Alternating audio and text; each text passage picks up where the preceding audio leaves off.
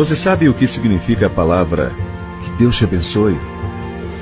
Olha, quando você abençoa alguém ou algo, se cria um escudo de luz e de proteção divina sobre a pessoa, animal ou planta, lugar, desejando que tudo o que entre em sua vida seja para o seu maior bem.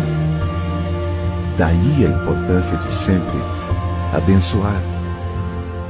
Portanto, hoje, faça esse exercício. Mencione essa palavra. Deus te abençoe. Deus abençoe a sua vida, seu trabalho. Goste você ou não.